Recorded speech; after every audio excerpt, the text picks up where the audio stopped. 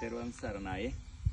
අනුරාධපුර දිස්ත්‍රික්කයේ කුඩාමානිංගම ගම්මානයේ ශ්‍රී ලංකානන්ද විහාරයේ පාරේ නැත්තම් විහාරස්ථානයට ඇතුල් වෙන මාර්ගයේ දෙපස විදුලි ආලෝක බුබුලු දැල්වීම සඳහා පහන් කණු අවශ්‍යයි කියලා අපි මතක් කරා. ඒ නිසා මගේ මේ ශාසනික සේවයේත් ඒ වගේම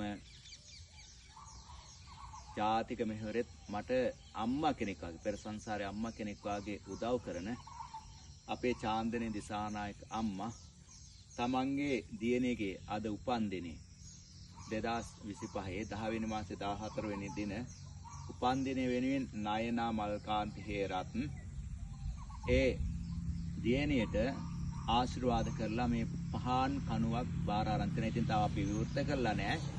මේ මාසේ 25 වෙනිදා තමයි අපි විවෘත කරන්න හදන්නේ.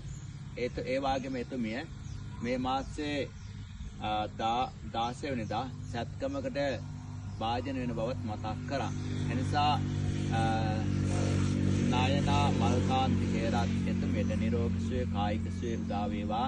මේ පහන් කණු පූජා කිරීමේ ආනිසංසයෙන් මුළු සසරම නිදුක් නිරෝගී චිරජීවන උදා වේවා කියලා අපි පින් දෙනවා ආශිර්වාද කරන තෙරුවන් සරණයි.